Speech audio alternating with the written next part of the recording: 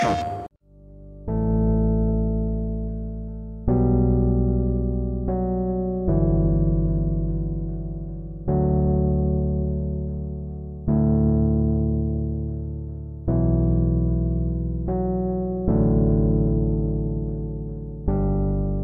am super duper excited that we're at Comic-Con because to me it's just like popular culture. That is it, man. The fact that we're invited to participate is a big deal because it means we're part of popular culture, and if we have made the grade to be a part of it, then that's awesome. That means that we're succeeding at making people happy with the game, and that's totally our goal. It's huge. Going to panels and listening to people talk and stuff like that, it's going to be really cool to be like on the other side and finding out that there's enough people out there that really see Infamous as like this comic book come to life.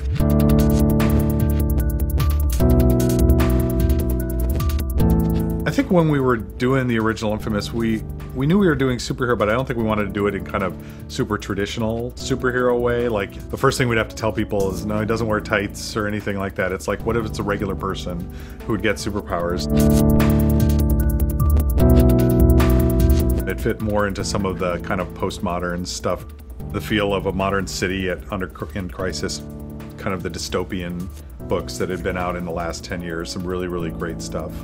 The most direct influences on Infamous don't come from the comics I read growing up. It's from all the media that was influenced by those comics. So it's kind of second generation stuff. So Batman movies, especially the recent Batman movies, have been a big influence for us because they have that sort of spirit of comics in them, but it's filtered through a modern, up-to-date gestalt. The city feels realistic. The characters are flawed. I don't think we wanted to just say, well, here's this comic, let's just go make it, and just change the character. I don't think that would have been a huge failure for us. So this is an honorable treatment of a comic hero. But with a hero that was really designed to make sense and be really fun in the context of a game where you did have choices, important choices, which we always felt were part of becoming a superhero.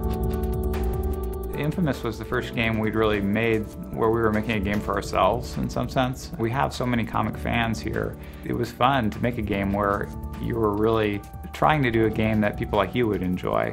For me, it was escapism.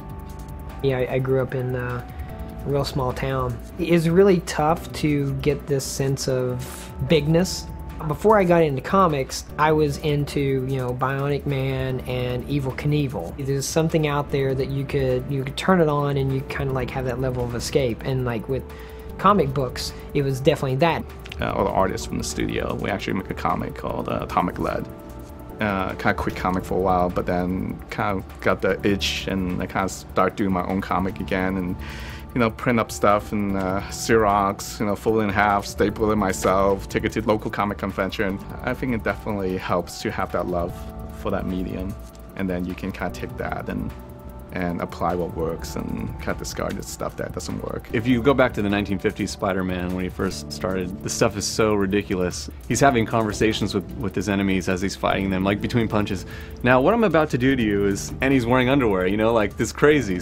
The powers are kind of the element that's still similar to comic books, but then we're trying to marry that with a realistic environment and an art style that makes it more believable to people who aren't necessarily huge comic book fans. But if you go too real, then some of the stuff that we're trying to do, a guy having electricity powers and crazy supervillains, then that doesn't work anymore. So you want to be in that space where that's believable. Real characters that have real problems. Peter Parker has to make rent. Bruce Banner has to actually deal with being a fugitive. And Tony Stark, he's an alcoholic, and that's the type of character that, Cole is. We feel that people just related to him on a level that even we didn't expect. I think that the kind of the history of video games made out of existing heroes was one of the reasons we decided to go with an original IP. They've had a mixed bag. It has a whole bunch of expectations and limitations that have been built into its universe. You know, you take Superman as an example. The guy has unlimited power. And if you're going to build it out of that character, it's like, well, kryptonite harms him, but otherwise, what is he not going to do, you know? It's very difficult to make a video game where that's really fun. Video games suck at that. They only succeed if they bind you into space, play space.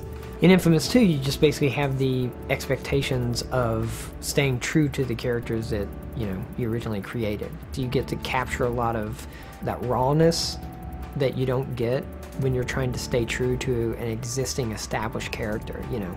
But here we get to just, you know, create what we want, which is awesome.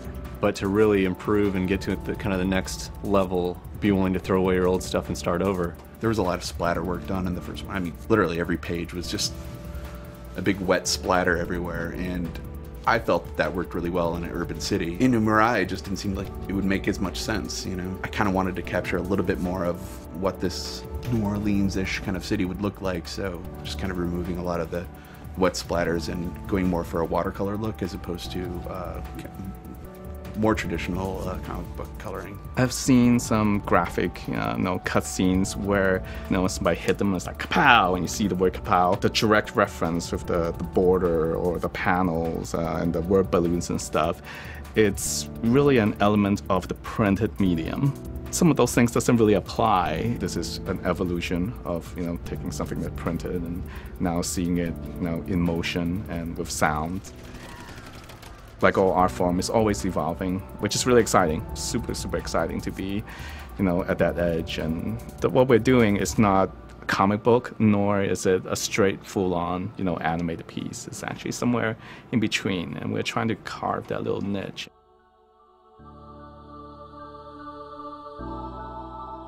There's an experience that everybody wants to have, which is to be a superhero. If we can make a game that lets you be that superhero and own that experience, that's really my objective. And I think we are probably still the underdog, of the whole thing. Marvel and DC and Batman, Spider-Man, all those guys have years and years of history of kind of ingrained into the modern culture. So we're just trying to, put our notch on it.